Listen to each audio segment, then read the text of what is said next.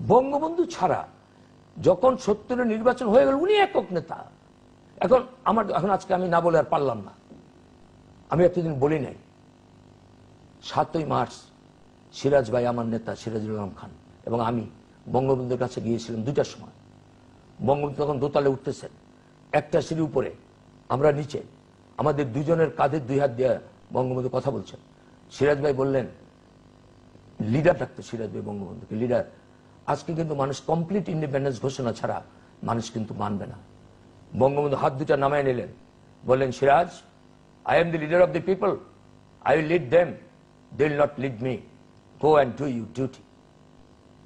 কটকট করে তিনি উপরে চলে গেলেন। এই ছিল বঙ্গবন্ধু শেখ মুজিব। আজকে আমি ঘোষক, আমি পতাকা উড়াইছি, আমি অমন করছি।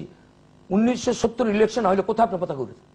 1970 ইলেকশন না হলে আপনি কোথায় জিয়াউর রহমান চট্টগ্রামে 27শে মার্চ ঘোষণা দিতে পারতো? এবং আজকের ইতিহাসে আজকে আপনার স্পট রিপোর্ট 26শে মার্চ প্রথম প্রহরে immediately after the first shot, যে মেজর সিদ্দিক সালেক তার বইতে লিখছে, who was the public relation officer of general Niazi, সে লিখেছে যে immediately after the first shot I heard the voice of Sheikh Mujib. কোথায়? ওই পাকিস্তানের অফিসিয়াল রেডিওর তরঙ্গের কাছাকাছি আরেকটা তরঙ্গে শেখ মুজিবের কিনকণ্ঠ, যে আমি স্বাধীন বাংলা, আমি বাংলাদেশকে পিপলস রিপাবলিক বাংলাদেশ হিসেবে আখ্যায়িত করে তিনি স্বাধীনতা ঘোষণা দিলেন। এটা spot report of United states which has been published in white house, তার মধ্যে আছে। এই যে আমি পকেটে করে নিয়ে এসেছি আপনার এখানে। আজকে আমরা এই যে কি নিউক্লিয়াস, কি অমুক, কি তমক, এগুলো আপনার এই যে white house situation room spot report. Pakistan was thrust into civil war today when Sheikh Mujibur Rahman proclaimed the east wing of the two part of the country to be the sovereign independent People's Republic of Bangladesh. Fighting is reportedly heavy in Dhaka and other eastern cities where the 10,000 man paramilitary East Pakistan Rifles and joint police ইত্যাদি ইত্যাদি। এই যে আপনি এটা সিদ্দিক সালেকের বই, তারপরে আপনার ওই যে ডেভিড লাসাক তার বই, সব জায়গায় বঙ্গবন্ধু। তারপরে 26 তারিখে এই এখান যে ভাষণটা দিল, আমরা নিউক্লিয়াস, আমরা কত কিছু, আমি তোফায়েল আহমদ কই, আমাকে তো নাম নেই। এই এখান যে ভাষণ দিল, বললো মুজিব ইজ এ ট্রেটার। 26 তারিখ যখন জাতির উদ্দেশ্যে ভাষণ দিল, this time Mujib will not go unpunished, he wanted to fell me in ট্রাফে ফেলতে চেয়েছিল। কারণ বঙ্গবন্ধু এই একে প্রস্তাব দিয়েছিল যে পশ্চিম পাকিস্তানে যারা যে প্রদেশে জিতেছে তাদেরকে সরকার গঠন করতে দাও, আমি ইস্ট পাকিস্তানে জিতেছি, আমাকে কেন সরকার গঠন করতে দাও। এইটাকে হিয়াকার ট্রাপ মনে করেছে। এবং মনি ভাই, সিরাজ ভাই, রাজ্জাক ভাই, আমি, আমাদের 4 জনকে বিশেষ দায়িত্ব দিয়েছিল বঙ্গবন্ধু। প্রত্যেক দিন তিনি যে আমাদেরকে ব্রিফ করতেন, কি বলতেন বঙ্গবন্ধু, কিছু হবে না, এই এখন সময় নিচ্ছে, তোমরা তোমাদের প্রস্তুতি গ্রহণ করো। এই যে অসহযোগ আন্দোলনটা কি রবের কথা মতো অসহযোগ আন্দোলন হয়েছে, তোফায়েলের কথা মতো হয়েছে, বা সিরাজুল আলম খানের কথা মতো হয়েছে, বা শাহজাহান সিরাজের অসহযোগ আন্দোলন হয়েছে? বঙ্গবন্ধুর যে তাজউদ্দিন বেদির নির্দেশ দিতেন, একটা হলো MLR মার্শাল রেগুলেশন, আর একটা হলো ALR আওয়ামী লীগ রেগুলেশন, কার কথা মতো হয়েছে? তারপরে 26 তারিখ বঙ্গবন্ধু ঘোষণা করলেন, 27 তারিখ 2 ঘন্টা কারফিউ রইল। আমরা সকলে যাদের নাম বললাম, মনি ভাই, সিরাজ ভাই, রাজ্জাক ভাই, আমি, তারপরে রব, কি বলে নুর আলম সিদ্দিকী, সব আমরা কেরানীগঞ্জে এক বাড়িতে, এবং সেখানে কামরুজ্জামান সাহেব আমাদের 4 নেতার অন্যতম, মনসুর সাহেব ছিলেন। আমরা সেখানে 2 দিন থাকার পর 29 তারিখ আমরা মানিকগঞ্জ হইয়া কে ক্যাপ্টেন মনসুর সাহেব, কামরুজ্জামান সাহেব, মনি ভাই, আমি, আর বঙ্গবন্ধু অসহযোগ আন্দোলনের মধ্যে ডাক্তার আবু হেনাকে পাঠিয়েছিল কলকাতা, যেই রাস্তা দিয়ে সে গেছে। আমরা মানিকগঞ্জ থেকে স্পিড বোটে আমরা সিরাজগঞ্জ থেকে সারিয়াকান্দি থেকে বগুড়া, তারপর আমরা ইন্ডিয়াতে গেলাম। কোথায় থাকলাম? বঙ্গবন্ধু আমাদেরকে ঠিকানা মুখস্থ করে নাই, এই যে রবকে তো ডাকে নাই, বা শাহজাহান সিরাজ বা সেই মিটিংয়ে তারা ছিলেন না, তাদেরও অনেক ঐতিহাসিক ভূমিকা আছে, আমি আই অ্যাডমায়ার করি আমি। কিন্তু আমাদের 4 জনকে তো মুখস্থ করিয়েছেন 21 নম্বর Rajendra road, northern park, Bhowanipore, Kolkata. সেখানে গেলে তোমরা আশ্রয় পাবা। চিত্তসুতারকে আগেই পাঠিয়ে দিয়েছিলেন। তো একটা লোক, এবং ভারতের সাথে আগে কথা বলে আসে, তারপর তাজউদ্দিন ভাই 29 তারিখ চলে গিয়ে সেখানে সরকার গঠন করে 10 তারিখে তিনি জাতির উদ্দেশ্যে ভাষণ দিলেন। এবং ওই যে আমাদের ওই যে কি বলে 17 তারিখ মুজিবনগর হলো, এই ইতিহাস। এবং 27 তারিখ জিয়াউর রহমান কালুরঘাট বেতার কেন্দ্র থেকে, হ্যাঁ, আমরা যখন বোরানন্দের গগনের বাড়িতে, তখন বিকালবেলা আমরা জিয়াউর রহমান কণ্ঠস্বর শুনেছি। এটা আমরা স্বীকার করি, এর মানেই নয়। এখন ধরেন জিয়াউর রহমানকে পতাকা তৈরি করেছে, জিয়াউর রহমানকে জাতীয় সঙ্গীত বানাইছে, জাতীয় সঙ্গীত কোনটা হবে এটা কে নির্ধারণ করেছে? বঙ্গবন্ধু। এখন বঙ্গবন্ধু কতগুলি কাজ করতে পারতেন না, কারণ তিনি জাতীয় নেতা, বঙ্গবন্ধু কখনো বিচ্ছিন্নতাবাদী আখ্যায়িত হতে চান না। এই যে এলএফও করেছিল, ইয়াকান কেন করেছিল? জিল্লুর, আমি একটু দুঃখের কথা বলি আপনাকে, গিভেন টাইম, সেটা ইয়াকান করেছিলেন এই কারণে, ইয়াকান মনে করেছিল যে মুজিব যদি ইলেকশনে জিতে, তাহলে আমি যদি তাকে ক্ষমতা না দেই, তাহলে সে বায়াফ্রার মতো ইউনিলেটারালি স্বাধীনতা ঘোষণা দিবে, তখন সে বিচ্ছিন্নতাবাদী হিসেবে আমি তাকে ট্রিট করব। কিন্তু বঙ্গবন্ধু সেই ফাঁদে পা দেন নাই। আপনি 7ই মার্চের ভাষণটা পড়েন, আজকে যদি কেউ ক্লেম করে যে আমরা 7ই মার্চের বঙ্গবন্ধুর ভাষণ লিখেছি, এরকম ক্লেম করার লোকের কোনো অভাব নাই। কিন্তু বঙ্গবন্ধু কি ভাষণ, ওটা কি কোনো লেখা ভাষণ? ওটা তো তার অন্তরের গভীরতা এবং তার সহকর্মী বঙ্গবন্ধু সবার সাথে আলোচনা করতেন, সিদ্ধান্ত নিতেন।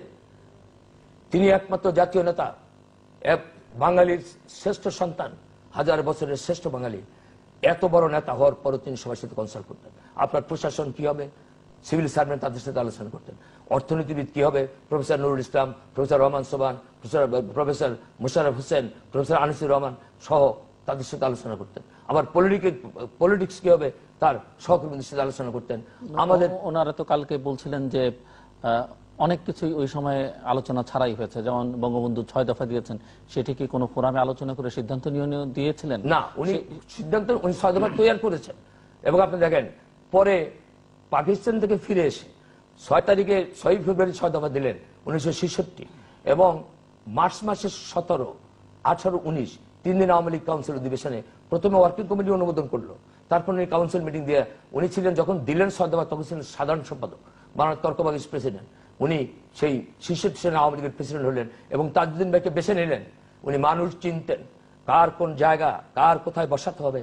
বঙ্গবন্ধুর মতো বিচক্ষণ নেতা কম ছিলেন। তাজউদ্দিন ভাইকে বেছে নিয়ে তাকে সাধারণ সম্পাদক করে তারপরে পল্টন ময়দানে বক্তব্য দিলেন এবং কাউন্সিল অধিবেশনে এটা বঙ্গবন্ধুর আর থাকলো, এটা আওয়ামী লীগের 6 দফা হয়ে গেল। হ্যাঁ, যে কোনো প্রোগ্রাম দেয়, উনি আলোচনা করেন নাই ঠিকই, এখন আলোচনা করেন, কিন্তু আওয়ামী লীগের মাধ্যমে তো পাস করেছেন। তারপরে উনি 3টা জিনিস তৈরি করেছিলেন, জিল্লুর নিজেকে, দলকে, জাতিকে স্বাধীনতার জন্য লক্ষ্য নির্ধারণ করেছিলেন সে অনেক আগে, যার জন্য অনেকে মাথা নত করেছে। আইয়ুব খান যখন বলছে don't talk, nobody talked, the politicians did not talk, but only one man talked, he is the father of the nation, Bangabandhu Sheikh Mujib. তার কণ্ঠ স্তব্ধ করতে পারে না। তারপরে আপনার সেই জিয়াউর রহমান, আজকে মওদুদ আহমদ, তিনি একজন মাননীয় সংসদ সদস্য, তিনি বলে বেড়েছেন পরশুদিন যে উনি কি ক্ষমতায় জিতবেন না, ইলেকশনে জিতবেন, 2/3 মেজরিটি পাবেন, কারণ চেঞ্জ করতে হলে 2/3 লাগবে। সেখানে আমরা যদি বঙ্গবন্ধুকে ঘোষণা করি, আমরা কি বঙ্গবন্ধু জাতির জনক, আমরা সংবিধান প্রণয়ন মানে সংশোধন কমিটির জন্য, আমরা সেখানে হিস্টোরিক্যালি যে জিনিসগুলো আছে, যে আপনার মুজিবনগর সরকারের অনেকগুলো বিষয় আছে, আমরা সেগুলি অন্তর্ভুক্ত করব। আর আপনাকে জিতেন, আপনি 2/3 পান, তারপর আপনি বদলেন। এবং মওদুদ আহমদ সাহেব এটি বলে রাখতেন যেন এটি স্থায়ী ব্যাপার নয়, যেমনটা ওনারা মওদুদ আহমদ সাহেব এখন বলেন একটা, আবার বই লেখার সময় লিখবেন আরেকটা। আপনি মওদুদ সাহেব বই পড়েন, এর অফ শেখ মুজিব, দেখবেন বঙ্গবন্ধুকে তিনি কোথায় নিয়ে গেছেন, বলেছেন তার ভাষায় যে বঙ্গবন্ধু শেখ মুজিব এই দেশের শ্রেষ্ঠ নেতা, তার কোনো তুলনা না, তার লেখার মধ্যে আছে। তারপর কি বলেছেন, তিনি যদি পাকিস্তান থেকে ফিরে না আসতেন, তিনি শ্রেষ্ঠ মাঠাল হিসাবে চিরদিন ইতিহাসের পাতায় অক্ষয় অমর হয়ে থাকতেন। আবার তিনি যদি না আসতেন, ভারতের সেনাবাহিনী যেত না। তিনি যদি না আসতেন, দেশে অরাজকতা হতো, এবং এসে তিনি যদি প্রধানমন্ত্রী না হতেন, এই হতো। তারপরে তিনি বঙ্গবন্ধুকে কমপ্লিমেন্ট দিয়ে দেখছেন, তাকে তিনি বঙ্গবন্ধুকে তিনি অসম্মান করেন না। কিন্তু হঠাৎ কথা নেই, বার্তা নেই। আরে জিয়াউর রহমান যে 16 খণ্ড স্বাধীন বাংলার মুক্তি সংগ্রামের ইতিহাস লিখেছে, প্রফেসর মফিজুল্লাহ কবির এবং হাসান হাবিজুর রহমান সম্পাদিত, সেই বইয়ের ফার্স্ট পৃষ্ঠে আছে declaration of independence by Bangabandhu, this may be my last message, এটা দিয়ে প্রথম। সেকেন্ড পাতায় আছে 27 তারিখে জিয়াউর রহমান ঘোষণা, হোয়েন জিয়াউর রহমান প্রেসিডেন্ট, যখন জিয়াউর রহমান সাহেব প্রেসিডেন্ট ছিলেন তখন জিয়াউর রহমান সাহেব। এগুলো তো এখন অনেকে জোর করে আনতে চাইছে এই কারণে যে কেউ কাউকে স্বীকার করতে চায় না, কারণ আমাদের অল্প অবদানটা স্বীকার করে নিতে চায় না, ট্র্যাপে ফেলতে চায়। যেমন এখন কিছুদিন আগে এম কে আনোয়ার সাহেব বলেছেন যে আপনারা কে কি করেছেন। আচ্ছা, আমি সেলেন আসতেছি আপনার। সেই জন্য জিয়াউর রহমান সাহেব কিন্তু আপনার সমালোচনা করবেন অনেক রকম, বঙ্গবন্ধুর হত্যার অনেক, আমি উল্লেখ করতে চাই না, কিন্তু একটা কাজ তো সে যখন প্রেসিডেন্ট বইটা লেখেছে, এটা কিন্তু সে কোনো হস্তক্ষেপ করে নাই। এবং তথ্য দেয়া যে বইগুলি যে লিখছে 16 খণ্ড, এটা হলো খবরের কাগজ, বিভিন্ন তথ্য সম্বলিত ন্যাশনালি ইন্টারন্যাশনালি, আপনি স্টেট ডিপার্টমেন্টের রিপোর্ট, আপনার সবকিছু মিলে তারা 16 খণ্ড বই লিখছে। ভালো উদ্যোগ ছিল, ভালো উদ্যোগ। সে কিন্তু, এবং জিয়াউর রহমান সাহেব তো আমার কাছে আসতেন, মাফ করবেন আমাকে এভাবে আমি বলতে চাই না, I have a different position at that time. I had a ministerial position. He was deputy chief marshal administrator. He used to come to my room. আমি যখন পলিটিক্যাল সেক্রেটারি, আমি তো বঙ্গবন্ধুর কাছে তাকে নিয়ে গিয়েছিলাম, যখন তিনি একদিন আমার কাছে এসে বললেন আমাকে একটু দেখা করে দেন। দেখা করে দিলাম, কোরআন শরীফ নিয়ে, ছোট্ট কোরআন শরীফ নিয়ে বঙ্গবন্ধুর যে রিল্যাক্সিং রুমে বঙ্গবন্ধু বিশ্রাম নিতেছিলেন, যে কোরআন শরীফ হাতে ধরে বঙ্গবন্ধু, আমি বলতে চাই না কোনো সময়, সাক্ষী জিল্লুর বঙ্গবন্ধুর কাছে থাকতাম, কোরআন শরীফ নিয়ে বললো যে বঙ্গবন্ধু আমি জীবনে কোনোদিন আপনার সাথে বেমেনি করবো না। তার 1 মাস পরেই বঙ্গবন্ধুকে হত্যা করা হয়েছে। সুতরাং সে জিয়াউর রহমান কিন্তু কোনোদিন বলা নাই যায় আমি স্বাধীনতার বর্ষ। জিয়াউর রহমান কিন্তু তার লেখা, ওই যে বিচিত্রায় বলেছে যে 7ই মার্চের ভাষণ ছিল আমাদের কাছে গ্রিন সিগন্যাল। সুতরাং আজকে আমাদের যারা, আমরা এই যে আমি দিয়া কথা বলা, আমি এই যে শাহজাহান সিরাজ বলেন রবের কথা বলা, আমি দিয়া কথা বলার যোগ্য আমরা কেউ না। আমি দিয়া কথা বলার যোগ্য ছিলেন এই বাংলাদেশে একজন, তিনি বঙ্গবন্ধু শেখ মুজিবুর রহমান। আপনি এম কানোয়ার সাহেবের কথা বলছেন, আমরা যখন 69 গণ আন্দোলন করি তিনি ঢাকার ডিসি ছিলেন, ওই যে ভাইস চ্যান্সেলর বাসার সামনে বুকে হাত দিয়ে দাঁড়িয়ে থাকতেন। তারপর 44 দ্বারা জারি করেছে, আমাদেরকে টিয়ার গ্যাস ছড়া হয়েছে, লাঠিচার্জ করা হয়েছে। তার ভূমিকা আমরা প্রশ্ন করি না। বাঙালি অবাঙালি রায়ের যখন হয়েছে তখন তিনি কি ভূমিকা পালন করেছেন মনে আছে? তারপর যখন তাকে 303 অর্থাৎ এহিয়াকাণ্ডে 303 জন অফিসারকে দুর্নীতির জন্য অপসারণ করেছিল, ডিসমিস করেছিল, M K Anwar was one of them. এবং তখন তিনি পাকিস্তানে চলে গেলেন এবং গিয়ে শিল্পঋণ সংস্থার তিনি একজন কর্মকর্তা হলেন, এবং দেশ স্বাধীন হওয়ার পরে রিপ্যাট্রিয়েট হিসেবে আসলেন বাংলাদেশে। এসে তখন বলতো, আগে ছিল পিকিক, পরে বলতো বিকিক, অর্থাৎ বাংলাদেশ শিল্পঋণ সংস্থা, তার জেনারেল ম্যানেজার ছিলেন। তিনি আমার বাসায় আসতেন, আমি তাকে গণভবনে নিয়ে গিয়েছিলাম। শুনতেছে, আমি আশা করি এম কে আনোয়ার সাহেব শুনবেন, আমি তাকে গণভবনে নিয়ে গিয়েছিলাম বঙ্গবন্ধু। তখন বঙ্গবন্ধু ওই সুগন্ধায় বসতেন এবং বঙ্গবন্ধুকে কদমমুচি করলেন, বঙ্গবন্ধু জড়িয়ে কাঁদলেন। বঙ্গবন্ধু দয়ালু লোক, ওই দিনই তাকে টেক্সটাইল মিল কর্পোরেশনের চেয়ারম্যান বানালেন। মানুষের মধ্যে কৃতজ্ঞতাবোধ থাকা উচিত। আজকে আমরা মুক্তিযুদ্ধ করি নাই, এম কে আনোয়ার পাকিস্তান থেকে মুক্তিযুদ্ধ করেছে। আমরা মুক্তিযুদ্ধ করি নাই, আমাদের 4 নেতা যারা মুজিবনগর সরকার, তারা বসে বসে হাওয়া খেয়েছে। হ্যাঁ, আজকে আমরা প্রত্যেকদিন বর্ডারে আসতাম, মুজিব বাহিনীর সদস্যদেরকে আমরা ইন্ডিয়া, হাসানুল্লাহ গিনুর মতো লোক, তারপরে আম্বিয়ার মতো লোক, তারপর অনেক আরো মুজিব বাহিনীর হাজার হাজার ছেলেকে আমরা অস্ত্র দিয়ে, সেই আপনার পিছনে ব্যাগ ঝুলিয়ে আমরা ভিতরে ঢুকিয়েছি। আমাদের সেই সব বীর সন্তানেরা যুদ্ধ করেছে। তারপরে জেনারেল উসমানী সাহেবের নেতৃত্বে যারা মানে রেগুলার বাহিনী বা এফএফ ফ্রিডম ফাইটার যারা, তারা যুদ্ধ করেছে। উনি বলে দিলেন আমরা যুদ্ধ করেন উনি। আরে আমি তো এম কে আনোয়ার সাহেবকে নিয়ে এসেছিলাম 91তে নমিনেশন দেওয়ার জন্য, 32 নম্বরে নেত্রীর সাথে কেঁদেছেন বঙ্গবন্ধুর কথা বলে। নেত্রী খালি বলেছিলেন, আমাদের প্রাইম মিনিস্টার বর্তমানে, যে আপনার নাম তো কালোভুক্ত, আপনি এরশাদ সাহেবের সাথে ছিলেন, কয়েকজন অফিসারের নাম ছিল কালো তালিকার মধ্যে, আপনার নাম তার মধ্যে। সেই জন্য আজকে আমি সিদ্ধান্ত দিতে পারবো না, কালকে দেব। একদিন সহ্য করতে পারেন নাই, তিনি কালকে চলে গেছেন মোস্তাফিজুর রহমান সাহেবের আলাপ করে বিএনপিতে। একজন লোক একটা ইলেকশন 2টা পার্টি নমিনেশন হচ্ছে, ওনারা আমাদের মতো লোকের কথা বলছেন আমরা মুক্তিযুদ্ধ করে মুক্তিযুদ্ধ করেছেন তিনি। সুতরাং এই বিতর্ক আমি কোনোদিন, তিনি আমাকে সম্মান করেন, আমি তাকে সম্মান করি। এবং 303-তে তিনি বাতিল হবার পরে আমি পল্টন ময়দানে তার জন্য 1 জানুয়ারি 1970 যেদিন মার্শালের মধ্যে ফার্স্ট পাবলিক মিটিং আরম্ভ হয়, সেদিন 1 জানুয়ারি আমার সভাপতিত্বে পল্টনে মিটিং হয়েছিল। আমি এম খানের নাম বলেছি, যেহেতু তিনি বাঙালি অবাঙালি রায়ের সঙ্গে ভালো ভূমিকা রেখেছিলেন, সেই জন্য তাকে ডিসমিস করা হয়েছে। আমি এখনো বলি, সুতরাং যার যা প্রাপ্য আমরা দিতে জানি। কিন্তু আজকে আমি পার্লামেন্টে বলেছিলাম এম কে আনোয়ারের কথা, তিনি ওই আমাদের কিবরিয়া সাহেবকে আক্রমণ করে একটা বক্তৃতা করেছিলেন ওই যে স্টক মার্কেট নিয়ে, যে তুমি চলে গেলে আমি চেয়ে চেয়ে দেখলাম, আমার বলার কিছু ছিল না। ওটা আমি আবার একটা কবিতা বানিয়ে বলেছিলাম এম কে আনোয়ার সাহেবকে, যে জনাব এম কে আনোয়ার সাহেবকে দেখে আমার মনে একটা কবিতা মনে পড়ে, যে তুমি এসেছিলে গণভবনে, বঙ্গবন্ধুর কদমবুচি করলে, বঙ্গবন্ধুকে জড়িয়ে তুমি কাঁদলে, আমি পাশে দাঁড়িয়ে চেয়ে চেয়ে দেখলাম, আমার বলার কিছু ছিল না। তো এই সমস্ত লোকজনে আপনি প্রশ্নটা তুলছেন বলে আমি বললাম, নাহলে আমি বলতাম না। মওদুদ সাহেব 26শে মার্চে তো ধানমন্ডির 32 নম্বরে ছিলেন, মওদুদ সাহেব জানেন না? এখন মওদুদ সাহেব ইজ ভেরি ইন্টেলিজেন্ট। ও সেদিন পার্লামেন্টে তারপরে আমি বক্তব্য করি, তিনি বলেছেন যে আমি জিয়াউর রহমানের ভাষণ শুনেছি। কবে শুনেছেন সেটা বলেননি, বলছে আমি জিয়াউর রহমানের ভাষণ শুনেছি। জিয়াউর রহমানের ভাষণ আমিও শুনেছি, কিন্তু কবে দিয়েছেন সেটা বলেন না। যাক, আমি অনেক কথা বললাম। যে প্রশ্নটা আপনি এনেছেন, আজকে আপনি রাজনীতির কথা বলেছেন, রাজনীতিটা রাজনীতির মতো নাই। ৭৫-এর 15ই আগস্টের পরে রাজনীতি কলুষিত হয়েছে। একজন সেনা শাসক জিয়াউর রহমান দম্ভ করে বলেছিলেন যে আমি রাজনীতিবিদদের জন্য রাজনীতি কঠিন করে দিয়ে যাব। সেটা তো অন্য অন্য ব্যাখ্যাও আছে, যে ব্যাখ্যা যত সহজভাবে রাজনীতি করা। না না, উনি দেখেন, আমি রাজনীতি করেছি জিল্লুর, নিজের কথা বললে আমি জাতির কাছে ক্ষমা চাই। নিজেকে কোনো সময় নিজের মুখ দিয়ে হাইলাইট করতে নেই। আমি নিজে হাতে পোস্টার লিখতাম। আমি মনি ভাই, সিরাজ ভাই, রাজ্জাক ভাই গাড়িতে, ভক্সওয়াগন গাড়ি, আনোয়ার হোসেন মঞ্জুর, আমাদের কারোর গাড়ি নেই, একমাত্র মঞ্জুর গাড়ি ছিল।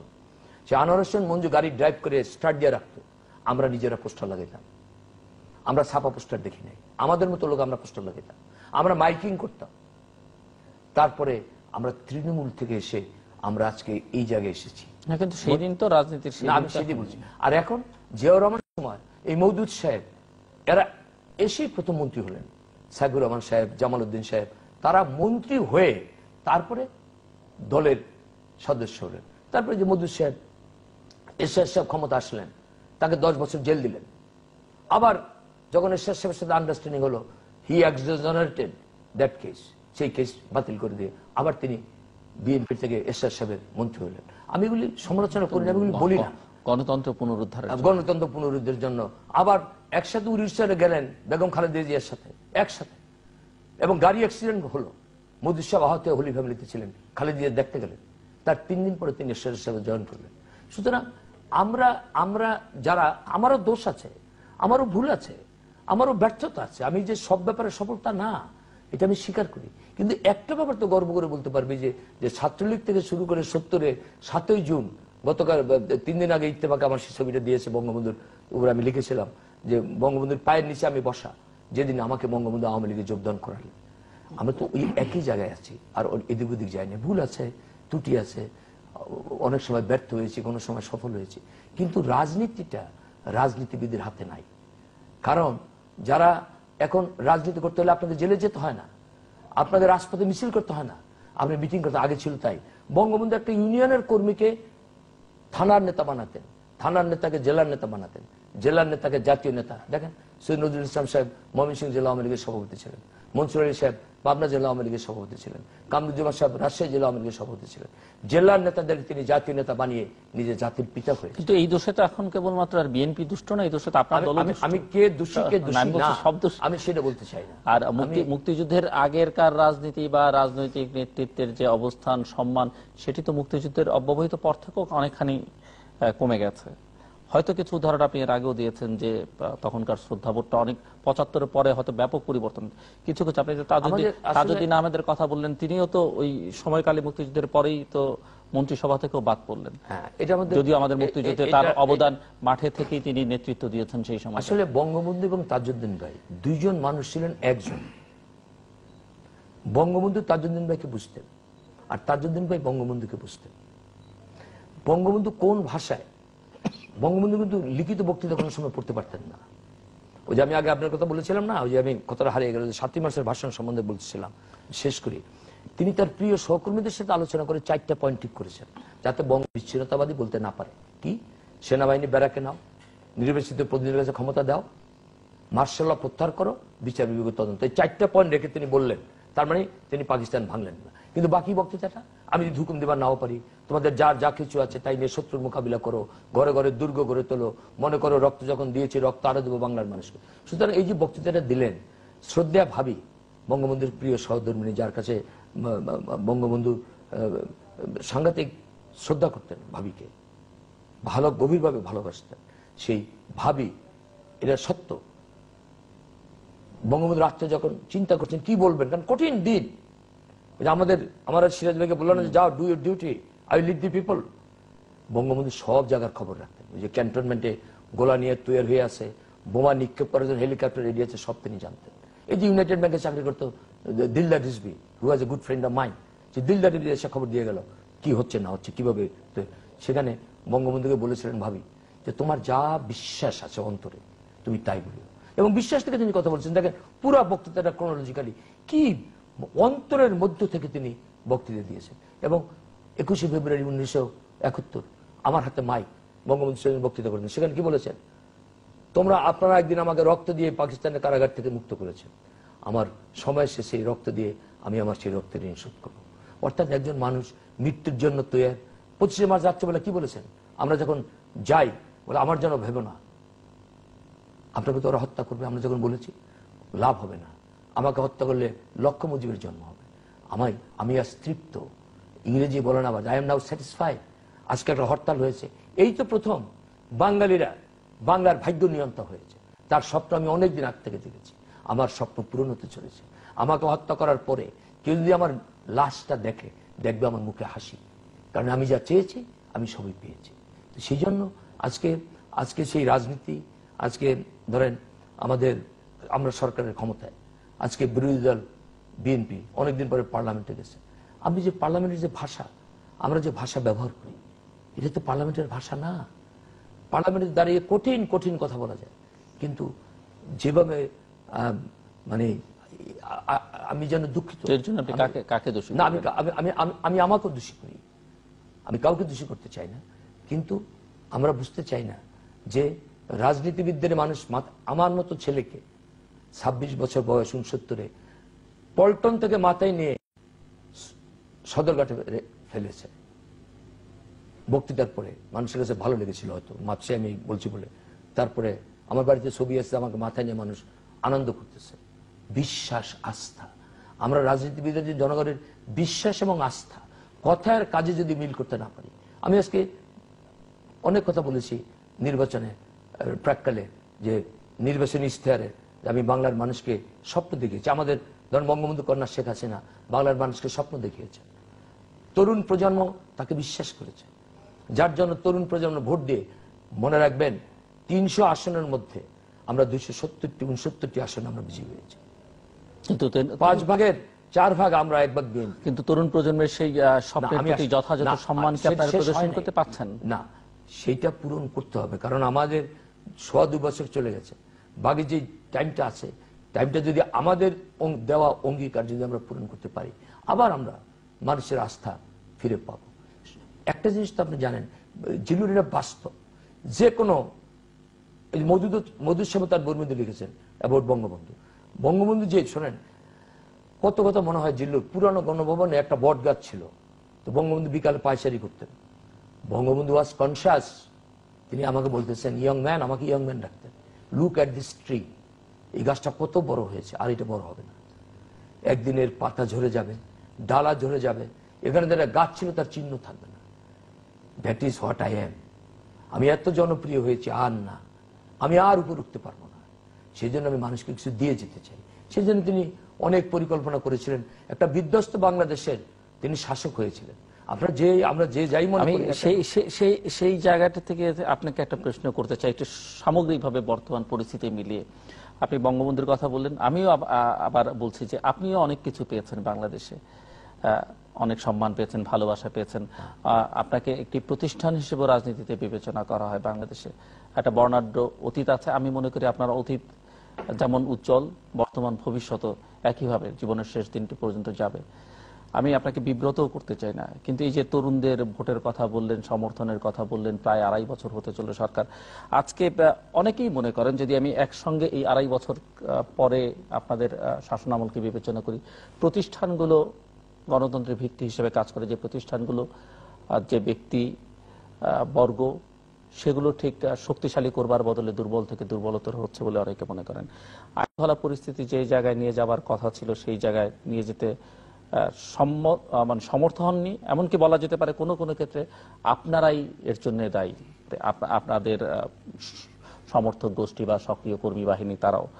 দ্রব্যমূল্য কত টাকা সেরে চাল খাওয়াবেন সে কথা আমি যাচ্ছি না, বাস্তবতা বুঝতে হবে, আন্তর্জাতিক বাস্তবতা, দেশীয় বাস্তবতা, কিন্তু এটি মানুষের ক্রয় ক্ষমতার মধ্যে নেই। ব্যক্তির প্রতি সম্মান, প্রতিষ্ঠানের প্রতি সম্মান, সেগুলো সব জায়গায়, যেগুলো নিয়ে আমরা গর্ব করতে পারি, সেই সব জায়গায় সম্মানহানিও করছে। সব মিলিয়ে শাসনের অবস্থা, সুশাসন তো দূরে থাক, শাসন অবস্থাও খুব দুর্বল থেকে দুর্বলতর অনেকে মনে করছে। আপনি কি বলবেন? আসলে মানুষের প্রত্যাশা ছিল অনেক বেশি, এবং এই প্রত্যাশাটা আমরাই সৃষ্টি করেছিলাম, বিশেষ করে নির্বাচনের প্রাক্কালে। আমরা 1970 নির্বাচনের পরে এত বড় সমর্থন নিয়ে কিন্তু কেউ রাষ্ট্র পরিচালনার দায়িত্বে আসেনি। এবং নির্বাচনটা যে যাই আমরা বলি না কেন যে আমাদেরকে সেনাবাহিনী সমর্থন করছে, উন্মুক্ত কত কথা আমাদের বিরুদ্ধে বলা হয়, কিন্তু নির্বাচনটা যে অবাধ এবং নিরপেক্ষ এখানে আপনার প্রতি পূর্ণ সম্মান রেখে বা রাজনীতিকদের প্রতি পূর্ণ সম্মান রেখে আমি আরেকটা কথা বলতে চাই। এই যে আপনি বললেন আপনাদের বিরুদ্ধে অভিযোগ করা হয়, আমরা যদি শুধু বাংলাদেশের দুই শীর্ষ নেত্রীর বক্তব্য শুনি, তারাই কিন্তু বারবার বলছেন যে প্রতিপক্ষকে বিএনপি নেত্রী বেগম জিয়া বলছেন যখন আওয়ামী লীগ ক্ষমতা এসেছে তাদেরকে সেনাবাহিনী বা বিদেশিরা এনেছে। প্রধানমন্ত্রী শেখ হাসিনা যখন বলছেন যে তিনি তাকে ক্ষমতা আসতে দেওয়া হয়নি, সেটিও বহিঃশক্তি এবং সেনাবাহিনী, কিংবা বিএনপি যখন ক্ষমতা এসেছে তাদেরকেও তারা নিয়ে এসেছে। কেউ তো জনগণের কথা কিন্তু বলছেন না, কেবলমাত্র নিজে ক্ষমতায় থাকলে বলা হচ্ছে যে আমাকে জনগণ বসিয়েছে। জিলুর আমাকে মাফ করবেন, ওনারা কে কি বললেন আমি অন্যদিকে যাচ্ছি না, আমি আমার কথা বলছি। আমি নির্বাচনে অংশগ্রহণ করেছি, আমি এত সুন্দর একটা পরিবেশে যে মা বোনেরা সুন্দর কাপড় চোপড় পরে ভোট কেন্দ্রে লাইন দিয়ে দাঁড়িয়েছে সকাল থেকে, কোনো জায়গায় তেমন অরাজকতা আমি আমার নিজের ভোলা বা আমি আমার নির্বাচন এলাকার মানুষকে আমি দেখেছি। এবং আন্তর্জাতিক পর্যায়ে মানে যারা দেশে এসেছিলেন ইলেকশন সময় সকলেই বলেছেন। সুতরাং আমাদের একটা ক্যারেক্টার আছে, আমরা হেরে গেলে একরকম কথা বলি, বিজয় হলে আর একরকম কথা বলি। আমার মনে হয় এই কালচারটার থেকে আমাদের দূরে সরা উচিত। এখন আমি অন্য প্রসঙ্গে আমি এর বাইরে আমার পক্ষে বলা সম্ভব না, তবে আমি নিজে মনে করি যে এটা অবাধ এবং নিরপেক্ষ নির্বাচন হয়েছিল।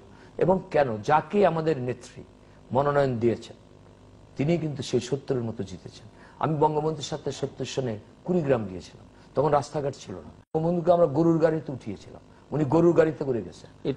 আমি একটু বলি, আর আমরা হেঁটে গিয়েছিলাম। তখন মানুষকে জিজ্ঞেস করলাম কার মিটিং এ যাচ্ছেন, আমি তো পাবলিকের মধ্যে, কয় আমরা যাচ্ছি, আমি আওয়ামী লীগের মিটিং এ যাচ্ছেন, না কার মিটিং এ, শেখ মুজিবের মিটিং এ যাচ্ছে। আওয়ামী লীগ ছিল না কিন্তু শেখ মুজিব ছিলেন। এবং বঙ্গবন্ধু যাকেই ওই যে বলায় আমার মতো তোমার কেন। এখানে একটি প্রশ্ন আপনাকে আমি করতেই হচ্ছে যে আপনি যখন বলছেন যে যাকেই মনোনয়ন দেওয়া হচ্ছে তিনি জিতেছেন, একটি কথা আমরা প্রায়শই বলি যে কলা গাছ নমিনেশন দিল সেও জিতে আসে, এটি কি গণতন্ত্রের জন্য ভালো না খারাপ? যাকে নমিনেশন দেওয়ার মানিটা যাকে দিয়েছে, আমিও পার্লামেন্টের বোর্ডের মেম্বার, সেই দেওয়ার মধ্যে আমিও আছি। আমরা চিন্তা ভাবনা করি দিয়েছি, কিন্তু আমরা যাকেই দিয়েছি মানুষ ব্যক্তিটাকে দেখেনি, কিন্তু মানুষ দলটাকে দেখেছে। নেত্রী শেখ হাসিনাকে দেখেছে, মহাজোটের নেত্রী। তিনি যা বলেছেন মানুষ বিশ্বাস করেছে। তিনি যা বলেছেন যে স্বপ্ন ডিজিটাল বাংলাদেশ, তিনি ভিশন 2021 যে স্বপ্ন দেখিয়েছেন মানুষ বিশ্বাস করেছে। তিনি যুদ্ধ অপরাধীদের বিচার করবেন মানুষ বিশ্বাস করেছে। তিনি নিত্য প্রয়োজনীয় জিনিসপত্রের দাম ক্রয় ক্ষমতার মধ্যে মানুষ বিশ্বাস করেছে। তিনি বিদ্যুৎ ঘরে ঘরে পৌঁছবেন মানুষ বিশ্বাস করেছে। আমি বলছি সে কথাটি আমি বলছি, কিন্তু এই অঙ্গীকারগুলো আমাদের 5 বছরের মধ্যে, হ্যাঁ 2 বছরে আমরা সব শেষ করতে পারিনি, কিন্তু আমাদের 3 বছর এখনো সামনে আছে বা 3.5 বছর। এই 3 বছরের মধ্যে আমরা পূরণ করতে পারি, আজকে আমাদেরকে যারা সমালোচনা করে সমালোচনার জবাবটা আমাদের পূরণের মধ্যেই হয়ে যাবে। আর আমরা যদি পূরণ করতে না পারি আবার সেই জনগণের আদালত আমাদের যেতে হবে। মনে রাখতে হবে যে এই দেশের জনগণ কিন্তু সবকিছু বোঝে। জনগণ তারা আমরা যারা রাজনীতি করি জিল্লুর, আমাদের কিন্তু সবসময় বিচার হয় না। আমাদের রাজনীতিবিদদের বিচারের দিন হলো ভোটের দিন। আমি যদি ভালো করে থাকি মানুষ আমাকে বরণ করবে, আমি যদি খারাপ করে থাকি মানুষ প্রত্যাখ্যান করবে। আমরা যদি আমাদের অঙ্গীকারগুলি পূরণ করতে না পারি তাহলে আবার সে জনগণের আদালতে গেলে জনগণের আদালত তার রায় দেবে। সেই জন্য যারা আজকে আমরা সরকারি দল বা বিরোধী দল উভয়েরই কিন্তু অতীত আমাদের জীবনে, আপনি জানেন, আপনি অনেক কিছু জানেন। তত্ত্বাবধায়ক সরকারের সময় যে দুর্যোগ আমার উপর নেমে এসেছিল, আমার একটি মাত্র মেয়ে ডাক্তার, তার হাজব্যান্ড ডাক্তার, স্কয়ারের কনসালটেন্ট, ভালো টাকা বেতন পায়, মাশাআল্লাহ ভালো ডাক্তার হয়েছে। আমার ছেলে নাই, আমার মেয়েটির নামে আমার ভোলার বাসাটা 5 কাঠা জমির উপরে একটা বাসা, 2800 স্কয়ার ফিট, সে 82 সালে করা 14 লক্ষ টাকা দিয়ে ট্যাক্স দেওয়া। কিন্তু ওর নামে আসামি হলো যে ওর 14 লক্ষ টাকা পেলেও কোথায়, সে তো ছাত্রী ছিল, আর টাকা তো আমার, কিন্তু ইনকাম ট্যাক্সটা দেওয়া, সেই জন্য আমার মেয়েটা আসামি হলো। আর আমার স্ত্রী ভেরি সিম্পল লেডি, তার নামে বনানীর বাসা, বঙ্গবন্ধু জমিটা দিয়ে গেছিল, 59,000 টাকা জমিটার দাম। আমি 19,80,000 টাকা খরচ করে 82 সনে এই বাড়িটা তৈরি করলাম আমরা বঙ্গবন্ধু দেওয়ার জমিতে। 21 লক্ষ টাকা ডিফেক্ট পাইয়া আমার স্ত্রী নামে মামলা দিল। আর আমি ভোলাতে একটা মসজিদ করতেছি, খুব সুন্দর, অন্যতম শ্রেষ্ঠ একটা মসজিদ হবে। এই ব্যাংকের অ্যাকাউন্ট নিয়ে সর্বমোট 1,84,00,000 লক্ষ, আমি 70 সন থেকে রাজনীতি করি, আমার 1,84,00,000 লক্ষ টাকা বিয়ন্ড মাই ইনকাম, এই জন্য আমি আসামি হয়েছি। সুতরাং আজকে ধরেন সিঙ্গাপুর থেকে আসলাম ঢাকা এয়ারপোর্টে, বিএনপি ক্ষমতায়, এই 2002-এ আমাকে গ্রেপ্তার করে, ওই যে আপনার মিটিং এর আগে আপনি বলতেছিলেন যে ডিভিশন দেওয়া নিয়ে, আজকে একজন প্রাক্তন মন্ত্রী এখন একটা আইন করছে, যারা এক্স মিনিস্টার হলে তারা অটোমেটিক্যালি পায় এক্স এমপি। এটা ছিল না সে ফ্লোরে। যাক, আমি আমার ব্যক্তিগত কথা বলতে চাই না। সুতরাং আমরা যারা রাজনীতি করি আমরা জেনেই তো করি। সেই জন্য আপনি যে প্রশ্ন করেছেন, আমাদের অঙ্গীকারগুলো আমাদের পূরণ করতে হবে। যদি অঙ্গীকারগুলো পূরণ করতে পারি তাহলেই আমরা বুক ফুলে আবার আগামী নির্বাচনে মানুষের কাছে যেতে হবে। তিনটা জিনিস মনে রাখবেন। যেমন, কিন্তু মানুষের মধ্যে তো এই আস্থাটা আপনাকে দিতে হবে যে অঙ্গীকার পূরণের শক্তি, সামর্থ্য বা সেই সৈন্যবাহিনী আপনার আছে কি নেই। আমি কোনো যদির মধ্যে কন্ডিশনের মধ্যে যেতে চাই না, পূরণ করতে হবে। নেত্রী একটি ক্যাবিনেট করেছেন তার পছন্দ মতো, তাদের কাজ হলো সরকার পরিচালনা করা, এবং আমি মনে করি যদি দক্ষতার সাথে তারা পরিচালনা করতে পারে। দল তিনি নতুন করে সাজিয়েছেন। আজকে আমি দলের একজন সামান্য সদস্য, তিনি তার নতুন করে দল সাজিয়েছেন। আসল কিন্তু দল, যে আমি আপনাকে শুধু বলেছি, তিনটা জিনিস বঙ্গবন্ধু তৈরি করেছিলেন: নিজেকে, দলকে, জনগণকে, যার যেন কাঙ্ক্ষিত লক্ষ্যে তিনি পৌঁছতে পেরেছেন। ক্ষমতা কিন্তু তুচ্ছ, ক্ষমতা টেম্পোরারি। আফটার 5 years আমাকে যেতেই হবে। তখন আমার মেইন হল দল। সেই দলকে যদি আমি মানুষের আস্থাভাজন করতে না পারি, সেই দলকে যদি আমি প্রমাণ করতে না পারি যে আমি সৎ সাচ্চা, তাইলে কিন্তু আমাকে কৈফিয়ত দিতে হবে। সেই জন্য আমি মনে করি যে রাজনীতি অনেক পরিবর্তন হয়েছে। যে রাজনীতি আমরা করেছি আগে, সেই রাজনীতি হারিয়ে গেছে। তবে আমি বিশ্বাস করি, আমার একটা প্রচন্ড বিশ্বাস, যে সত্য মিথ্যার যুদ্ধে, আমি কালকেও বলেছিলাম, সত্য মিথ্যার যুদ্ধে মিথ্যা সাময়িকভাবে জয়ী হয়, কিন্তু শেষ পর্যন্ত সত্যেরই জয় হয়। এবং এই বাংলাদেশ 30 লক্ষ শহীদের রক্তের আখরে প্রতিষ্ঠিত বাংলাদেশ। এই বাংলাদেশের জন্য বঙ্গবন্ধু জীবন দিয়ে গেছেন। যিনি বলেছিলেন, তোমরা আমাকে রক্ত দিয়ে মুক্ত। 52তম জন্মদিনের কথা মনে পড়ে, যেদিন বিদেশি সাংবাদিক বঙ্গবন্ধুকে জিজ্ঞেস করেছিলেন, প্রিয় নেতা, আজকে আপনার এই জন্মদিনে আপনার প্রত্যাশা কি? তখন তিনি উত্তর দিয়েছিলেন যে আমি আমার জীবনকে বাংলার মানুষের জন্য উৎসর্গ করেছি। আর আমি তো জন্মদিন পালন করি না, আমি জন্মদিনে কেক কাটি না, আমি আমার জন্মদিনে মোমের বাতি জ্বালি না। কারণ যে দেশের মানুষ কথায় কথায় গুলি খেয়ে মৃত্যুবরণ করে, যে দেশের মানুষ আশ্রয়ের জন্য, স্বাস্থ্যের জন্য নিরলস পরিশ্রম করে, সে দেশে কিসের জন্মদিন? এবং আপনি লক্ষ্য করেন, বঙ্গবন্ধু মঞ্চে দাঁড়িয়ে বাংলার মানুষকে ডাক দিতেন, ভাইয়েরা আমার। আপনি শুরুতেই বলেছেন যে 40 বছর পূর্তি হয়ে গেল, এখনো আমাদের বাংলাদেশি ইতিহাস নিয়ে, আমরা সঠিক ইতিহাস, এখন আমরা এক একজনে এক এক রকম কথা বলি। আসলে আমরা যেন কেমন হয়ে গেছি, আমরা কিন্তু এরকম ছিলাম না। সেই ভাষা আন্দোলনের থেকে শুরু করে যে জাতীয়তাবাদী আন্দোলনের মাধ্যমে আমরা চূড়ান্ত পর্যায়ে এসে বঙ্গবন্ধু স্বাধীনতার ঘোষণা দিয়েছিলেন। আমরা যদি পর্যালোচনা করি, সেই ছাত্রলীগ প্রতিষ্ঠা করা 48 সনের 4 জানুয়ারি, 1949 সনের 23 জুন কেন বেছে নিয়েছিলেন? 23 জুন, 23 জুনেই তো পলাশীর আম্রকাননে আমাদের স্বাধীনতার সূর্য অস্তমিত হয়েছিল। সেদিন ছিল আওয়ামী লীগের প্রতিষ্ঠা বার্ষিকী। তারপরে 54 সনের নির্বাচনে 21 দফা, আইয়ুবের মার্শাল্লার মধ্যে বঙ্গবন্ধুকে গ্রেপ্তার, 12টি মামলা, দিনের পর দিন, বছরের পর বছর কারাগারে নির্যাতন ভোগ করা, আবার মুক্তি লাভ করা, আবার গ্রেপ্তার হওয়া, আবার 62 থেকে আমরা বঙ্গবন্ধুর নির্দেশেই কিন্তু স্লোগান দিতাম, জাগো জাগো বাঙালি জাগো, পদ্মা মেঘনা যমুনা তোমার আমার ঠিকানা। আজকে আপনার এই অনুষ্ঠানে, এই সুযোগে প্রিয় দেশবাসীর কাছে এইটুকুই বলতে চাই যে একজন মানুষ, তিনি নির্ভুল রাজনীতি করেছিলেন এবং সত্যিকার অর্থেই আমি বঙ্গবন্ধুর কাছে থেকে দেখেছি। আপনি বলেছেন, আমি কিন্তু তরুণ বয়সে বঙ্গবন্ধুর সংস্পর্শ লাভ করেছিলাম। আমার জীবন বঙ্গবন্ধুর স্নেহে ধন্য। কাছে থেকে দেখেছি যে কত বড় মনের মানুষ ছিলেন তিনি। সাগরের গভীরতা মাপা যাবে, কিন্তু বঙ্গবন্ধুর হৃদয়ের গভীরতা মাপা যাবে না। তিনি শত্রু মিত্র সবার সাথে ভালো ব্যবহার করতেন। আজকে যদি আমরা আলোচনা করি, আমরা যারা রাজনীতি করি, আমাদের ব্যবহার, আমাদের আচার আচরণ, আমরা যখন জনসভা করি, বক্তৃতা করি, আমাদের প্রতিপক্ষকে যে আমাদের যে আক্রমণাত্মক যে ভাষণ বা বক্তৃতা, এ কিন্তু বঙ্গবন্ধুর জীবনে ছিল না। বঙ্গবন্ধু যারা বিরোধিতা করতেন, যেমন সবুর খান, বঙ্গবন্ধুর 6 দফা দেওয়ার পরে যখন সমালোচনা করেছিলেন, আমার মনে আছে পল্টন ময়দানে দাঁড়িয়ে বঙ্গবন্ধু বক্তৃতা করেছেন সবুর খানকে লক্ষ্য করে, সবুর ভাই, আপনি আমি যখন কারাগারে বন্দী ছিলাম, ডোরা কাটা জামা গায়ে দিয়ে, কারণ সবুর খানের আইপির মার্শালের মধ্যে সাজা হয়েছিল, তো সাজা হলে কনভিকশন হলে সশ্রম কারাদণ্ড ডোরা কাটা, ওই যে জেলখানার শার্ট, ডোরা কাটা জামা গায়ে দিয়ে আপনি বলেছিলেন, মুজিব, এই বাংলাদেশ পাকিস্তান আমাদের জন্য হয় নাই, একদিন বাংলার ভাগ্য বাঙালিদেরকে নির্ধারণ করতে হবে। আর আজকে সেই আইয়ুব খানের মন্ত্রী হয়ে আপনি আমাকে সমালোচনা, এই যে সবুর ভাই বলা, অর্থাৎ ল্যাঙ্গুয়েজ, মানুষকে কিন্তু কঠিন ভাষায় সমালোচনা করা যায় মার্জিত ভাষায়। তো সেই জন্য বঙ্গবন্ধুর জীবন আপনি শুরু করেছেন যে একজন মানুষ যদি আপনি আলোচনা করেন, আজকে স্বাধীনতার মাস, যিনি 6 দফা দিলেন, 6 দফা দেওয়ার, যদি 6 দফা না দিত আগরতলা ষড়যন্ত্র মামলা হতো না। যদি আগরতলা ষড়যন্ত্র মামলা না হতো, আপনাকে বলি আমি, আমাদের দেশবাসী অনেকেই জানে না যে আমাদের যিনি ডেপুটি স্পিকার, অবসরপ্রাপ্ত কর্নেল শওকত আলী সাহেব, তিনি নিজে বলেছেন, এবং আমি বঙ্গবন্ধুর কাছ থেকে শুনেছি, বঙ্গবন্ধুকে যখন আগরতলা মামলার আসামির কাঠগড়ায় দাঁড় করানো হয়, তখন স্টুয়ার্ট মুজিবকে যে টর্চার করা হয়েছিল, স্টুয়ার্ট মুজিব ছিল 3 নম্বর আসামি, 1 নম্বর বঙ্গবন্ধু, 2 নম্বর কমান্ডার মোয়াজ্জেম হোসেন, 3 নম্বর স্টুয়ার্ট মুজিব। তো মানে স্টেটমেন্ট দিতে হয়, বঙ্গবন্ধু স্টেটমেন্ট দিলেন, কমান্ডার মোয়াজ্জেম দিলেন।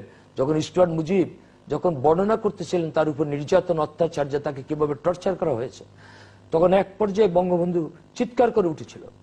তখন মঞ্জুর কাদের, ওই যে পাকিস্তানের পরে পররাষ্ট্রমন্ত্রী হয়েছে, তিনি ছিলেন পাকিস্তানের ডিফেন্স লয়ার, প্রধান ডিফেন্স লয়ার, তাকে, look mister Manzur Kader, you listen what Mujibur Stuart Mujib is saying, you listen, I will take revenge. আসামির কাঠগড়ায় দাঁড়িয়ে তিনি এই কথা বলেছিলেন। আর যখন তিনি কোর্টে আসেন, তখন ধনে ধান্যে পুষ্পভরা আমাদের এই বসুন্ধরা এই গান গাইতে গাইতে এসেছিলেন, এবং আগরতলা মামলার আসামি হিসেবে বলতেছেন তোরা আমাকে ফাঁসি দিতে পারবে না। যাই হোক, সে আগরতলা মামলার আসামি হিসাবে তাকে যখন ফাঁসি দেওয়ার চেষ্টা করা হলো, আজকে বাংলাদেশের ইতিহাস মানুষ বিকৃত করে। একজন মানুষ যিনি তার জীবন উৎসর্গ করেছেন, আমার খুব খারাপ লাগে। বিকৃতির প্রশ্নে আমি আসছি, কিন্তু এই যে একজন বড় মাপের, বড় হৃদয়ের মানুষের কথা আপনি এর আগেও বলেছেন, অনেক উদাহরণ দিয়ে আপনি বলেছেন, এবং এটি সর্বজন স্বীকৃত। এমনকি এখন যারা তার রাজনীতির বিরোধিতা করে তারাও ধীরে ধীরে স্বীকার করছেন, এবং এই স্বীকারের প্রবণতা ইতিবাচক দিক হচ্ছে যে সেটি বাড়ছে, তাকে নিয়ে বিতর্কটা কম হচ্ছে। কিন্তু আমার প্রশ্ন যে এই বড় মানুষটির ছায়ায় যারা বড় হলেন আজকের বাংলাদেশে, তো আমরা সেই রাজনীতি, সেই মানসিকতা কারো মধ্যে সেই অর্থে আমরা এই প্রসঙ্গে আসি। আমি একটু ক্রোনোলজিক্যালি আমি শেষ করে আমরা এই প্রসঙ্গে আমি আসবো, আমি খুব লম্বা করবো না। তো আপনার সেই 6 দফা দেওয়ার পরে যখন ফাঁসি দেওয়ার, আমরা তো 69 আপনি আন্দোলনের কথা বললেন, আন্দোলন করে বঙ্গবন্ধুকে মুক্ত করেছি।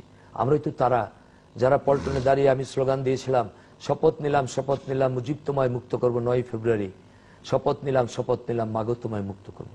আপনি যদি ধারাবাহিকভাবে আলোচনা করেন, তিনি মুক্তি পেলেন 22 ফেব্রুয়ারি। 23 ফেব্রুয়ারি সরওয়ার দুদ্দান আমরা বঙ্গবন্ধুকে অভ্যর্থনা জানালাম, এবং বঙ্গবন্ধু উপাধিটাও সেখানেই দিলেন আপনি। বঙ্গবন্ধুর জাতির পক্ষ থেকে বঙ্গবন্ধুকে উপাধি দেওয়া হলো। এটা আমি মনে করি যে এটা জাতি বঙ্গবন্ধুকে বঙ্গবন্ধু উপাধিতে ভূষিত করেছে। তারপরে 70 নির্বাচন হলো, এবং দেখেন এই যে 70 নির্বাচনে এলএফও দিয়েছিল এই আকার। এলএফও অর্থ কি? আমরা এলএফ 25 এবং 27 দুটো অনুচ্ছেদ দিয়েছিল মারাত্মক। যে 25 নম্বর অনুচ্ছেদে ছিল যে সংবিধান যদি বঙ্গবন্ধু 6 দফা 11 দফা ভিত্তিক প্রণয়ন করে, তাহলেও কিন্তু এটা অথেন্টিকেট করবেন এই আকার, এবং যদি তিনি অথেন্টিকেট না করেন তাহলে পার্লামেন্টই ডিজলভ হয়ে যাবে। আর 27 অনুচ্ছেদে ছিল যে এলএফের যদি কোনো সংযোজন বিয়োজন যদি হয়, এটা এই আকার করবেন, অন্য কেউ না। এখন প্রশ্ন উঠলো এই ইলেকশন করে লাভ কি? কিন্তু বঙ্গবন্ধু সেই ইলেকশন করলেন, এবং পুরো ইলেকশন পিরিয়ডে আমি আমার ভোলাতে, আপনি আমাকে বলেছিলেন আমি 27 বছর বয়সে এমএনএ হয়েছি, আমার ইলেকশন হয়েছিল যেহেতু সাইক্লোন হলো পরে, বঙ্গবন্ধু আমাকে ডেকে বঙ্গবন্ধুর সাথে আমাকে রেখেছিলেন। আমি বঙ্গবন্ধুর সাথে বাংলাদেশ সফর করেছি, এক একদিন 40টা বক্তৃতা করেছেন। কি বলতেন বক্তৃতায়? ভাইয়ের আমার, আমি যদি আপনাদের জন্য আমার জীবনের যৌবন পাকিস্তানের কারাগারে কাটাতে পারি, ফাঁসির মঞ্চে দাঁড়িয়ে মৃত্যুকে আলিঙ্গন করতে পারি, আমি কি আপনাদের কাছে একটা ভোট চাইতে পারি না? মানুষ 2 হাত তুলতো। এই বঙ্গবন্ধুর বক্তৃতা শেষ, আর কিছু না। আমি সাফার করেছি, আমাকে একটু ভোট দেন। এবং বলতেন আমার 6 দফা 11 দফা গণভোট, এবং গণভোট হিসেবে চিহ্নিত করে তিনি জানতেন, এবং বলেছিলেন যে আফটার দি ইলেকশন, ইংরেজিতে বলেছিলেন ফরেন জার্নালিস্টদের কাছে যে I tear this LFO into pieces immediately after the election. এবং ইলেকশন হয়ে গেল, উনি ম্যান্ডেট পেলেন 3রা জানুয়ারি। এই যে এগুলো হলো ইতিহাস। যে 3রা জানুয়ারি 1971 সরোয়ার্দিনে দাঁড়িয়ে তিনি শপথ নিলেন আমাদেরকে নিয়ে, আজ 6 দফা আওয়ামী লীগের না, আজ 6 দফা আমার দলের না, আজ 6 দফা আমার না, আর জনগণের সম্পত্তিতে রূপান্তরিত হয়েছে। কেউ যদি 6 দফার সাথে বেইমানি করে তাকে জ্যান্ত কবর দেওয়া হবে, আমি যদি করি আমাকেও। তারপরে আপনার অধিবেশন ডাকলো 3রা মার্চ, অনেক লম্বা ইতিহাস, আমি এর মধ্যে প্রবেশ করতে চাই না। তারপরে সেই 1লা মার্চ, এই মার্চ মাস এই খান অধিবেশন মুলতবি করলো, দাবানলের মতো আগুন জ্বলে উঠলো, রাস্তায় মানুষ নেমে উঠলো। আজকে অনেকে স্বাধীনতা নিয়ে অনেক কথা বলে, আরে 1লা মার্চ হোটেল পূর্বানীতে যখন বঙ্গবন্ধু পার্লামেন্টারি মিটিং করে, আমরা সেখানে উপস্থিত, লক্ষ লক্ষ লোক যখন বঙ্গবন্ধুর কাছে গেলেন, তিনি বলেন আমার পক্ষ থেকে তোফাইল যাবে পল্টনে, এবং নুর আলম সিদ্দিকী, শাহজাহান সিরাজ, আসম আব্দুর রব, আব্দুল কুদ্দুস মাখন, শ্রমিক লীগের আব্দুল মান্নান আমাদেরকে পাঠালেন। আমরা গেলাম, আমরা বক্তৃতা করতে বললাম আজ থেকে বাংলাদেশ স্বাধীন, আমরা পাকিস্তানের পতাকা পুড়িয়ে দিলাম। কিন্তু আমার কথা কি স্বাধীন হয়েছে? কারণ একমাত্র বৈধ অধিকার ছিল একজন মানুষের, তিনি বঙ্গবন্ধু শেখ মুজিব। তারপরে আমরা 3রা মার্চ, ওই যে কালকে আপনার এখানে অনুষ্ঠানে শাহজাহান সিরাজ, আসম, হ্যাঁ 3রা মার্চ তারা স্বাধীন বাংলা সংগ্রাম পরিষদের পক্ষ থেকে পল্টন ময়দানে ইশতেহার পাঠ করেছে, এটা সত্য। বঙ্গবন্ধুকে জাতির জনক বলেছে, এটা সত্য। আমরা যে যা করেছি জিল্লুর, এই যে আজকে যে পতাকা বঙ্গবন্ধুর নির্দেশে তৈরি হয়েছে, এখন অনেকে পতাকা তৈরির কারিগর হয়েছে। আজকে যে জাতীয় সঙ্গীত 69-এ বঙ্গবন্ধু কারাগার থেকে মুক্তি লাভ করার পর সরওয়ার্দী সাহেবের মৃত্যুবার্ষিকীতে দাঁড়িয়ে বলেছিলেন, বলেন আমার সাথে স্লোগান, আমার দেশ তোমার দেশ, বাংলাদেশ বাংলাদেশ। এবং 70-এর নির্বাচনে তিনি প্রত্যেকটা জনসভায় তিনি পূর্ব পাকিস্তান বলেন নাই, বাংলাদেশ বলেছেন।